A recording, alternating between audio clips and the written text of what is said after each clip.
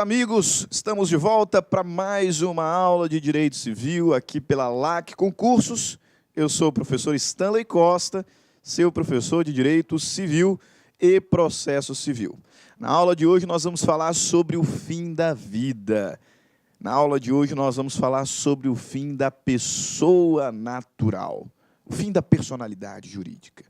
A essa altura nós já estudamos sobre a personalidade jurídica, o que é personalidade jurídica, sobre o início dela e todas as discussões em torno da teoria natalista, teoria concepcionista, teoria da personalidade condicional. Falamos sobre o momento em que se considera nascido com vida e as consequências que isso traz. Diferenciamos personalidade de capacidade, capacidade de direito, capacidade de fato. Tratamos sobre a teoria da incapacidade, rol dos absolutamente incapazes, menores de 16 anos, rol dos relativamente incapazes, artigo 4º do Código Civil. Tratamos sobre a cessação da incapacidade, notadamente sobre a emancipação e suas espécies, emancipação voluntária, emancipação judicial, emancipação legal.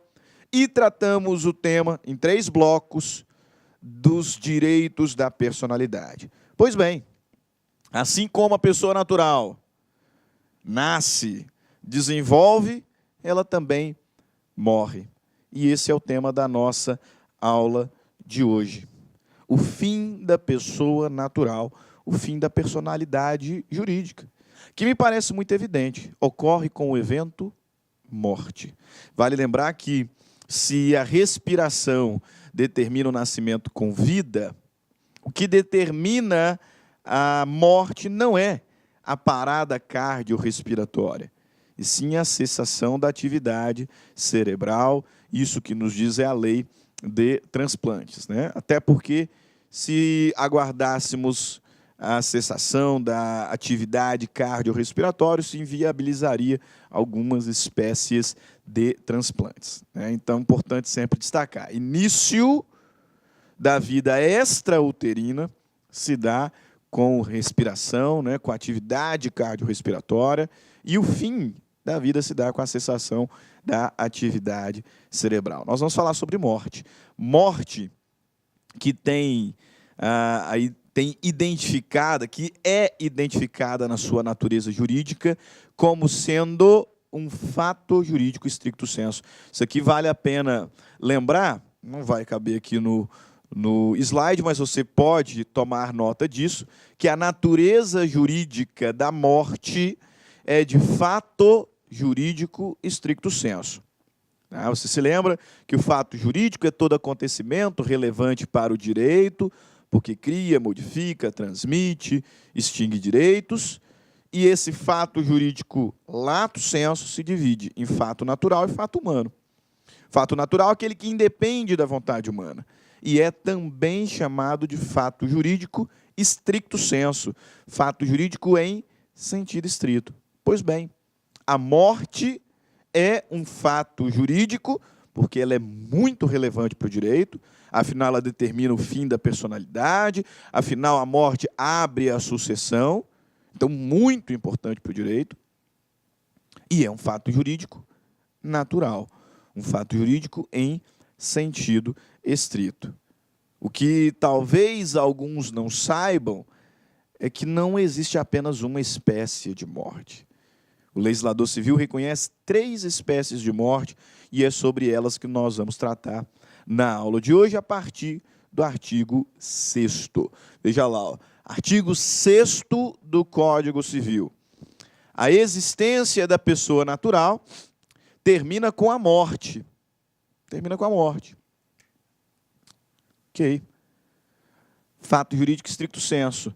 Presume-se esta quanto aos ausentes, nos casos em que a lei autoriza a abertura da sucessão definitiva. Então, aqui, com base na segunda parte do texto legal, a gente já consegue identificar que não existe apenas uma espécie de morte. Nós temos 3 espécies de morte. A morte real, que é aquela de corpo presente, aquela atestada por perícia, né, atestada por certidão, o corpo está aqui, o grupo médico constatou que, de fato, está morto, está morto. Né? Não preciso presumir absolutamente nada. Tem aqui certidão declarando, de fato, morreu tal dia, de tal causa. Não preciso presumir. O corpo está presente. Morte real. Só que, em algumas situações, nós não temos o corpo para saber se o indivíduo realmente morreu ou não. O indivíduo desapareceu. O indivíduo está envolvido com um acidente de avião, está envolvido com um acidente de navio, e não se achou, o corpo dele não foi achado. O corpo dele não foi achado. Saiu para comprar cigarro, não voltou. E já tem anos. E ninguém tem notícia, não tem corpo. Ou seja, não tem como afirmar que ele, de fato, morreu. Mas é possível, é provável que tenha morrido. Nesse cenário é que vai surgir as duas outras espécies. A morte presumida, sem decretação de ausência, e a morte presumida com decretação de ausência. As duas são espécies de morte presumidas, por quê? Porque nós não temos corpo. Tá? Na morte real, existe aqui um corpo, de modo que não precisa presumir nada. A morte está declarada aqui, ó, pericialmente, tecnicamente. O indivíduo está morto, ponto. Agora, nessas duas situações, não tem corpo para dizer se o indivíduo de fato morreu ou não. Por isso é que a morte vai ser presumida. Só que existem situações e situações. Eu mesmo aqui citei uma hipótese de um avião que caiu no meio do mar, explodiu, e não se achou o corpo do João da Silva. Mas sabia que ele estava lá. É muito provável que ele tenha morrido, né? Muito provável que ele tenha morrido. E numa outra situação, o João da Silva saiu para comprar cigarro e não voltou. Num primeiro momento, eu não posso simplesmente dizer que ele está morto.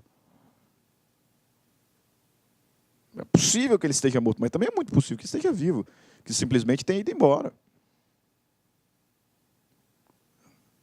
Perceba que, numa situação, a probabilidade da morte é muito maior do que na outra. É aí que a morte presumida bifurca em duas espécies. Morte presumida sem decretação de ausência, morte presumida com decretação de ausência. O artigo 7º do Código Civil vai nos trazer os requisitos para a morte presumida sem decretação de ausência. As hipóteses em que pode-se declarar a morte presumida sem a necessidade de decretar anteriormente a ausência do indivíduo. Aí você já pode guardar aí na sua memória que esta situação de morte presumida sem ausência são situações, compreende, né, ali situações em que, muito embora não tenhamos corpo, é muito provável que o indivíduo tenha morrido. Uma das formas de você entender a distinção entre morte presumida sem ausência e morte presumida com ausência é que, na morte presumida sem ausência, embora não tenhamos o corpo do indivíduo, é muito provável que ele tenha morrido. Muito provável. Observe as hipóteses que o legislador nos traz aqui no artigo 7º. Já lá, ó.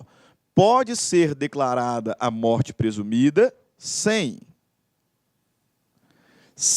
decretação de ausência, quando? Quando for extremamente provável a morte de quem estava em perigo de vida. Extremamente provável. São cenários ali que, inicialmente, eu desenhei. O avião caiu no meio do mar, não achou o corpo do João. Mas nós sabemos que ele embarcou naquele avião. Ele comprou passagem, né, tem lá as imagens do aeroporto, de fato ele embarcou. está lá na lista dos passageiros, então e o avião caiu, e o corpo dele não foi encontrado. Isso é muito provável que ele tenha morrido. Por que eu vou sujeitar os familiares a um procedimento de ausência que nós vamos ver é um procedimento longo? São anos e anos e anos até ser possível decretar a morte do indivíduo, sendo que é extremamente provável que ele morreu. Não tenho corpo, de fato eu não tenho.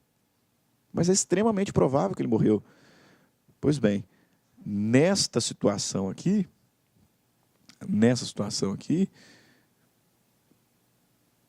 não há necessidade de decretar a ausência antes. Decreta logo a morte. E decretando a morte, abre-se a sucessão. Sucessão definitiva. Lá em Direito das Sucessões, nós vamos aprender um princípio chamado droit de seisinne. Vou colocar aqui bem no cantinho, para quem quiser pesquisar depois. Droit, né, droit de seisinne, Seisinne.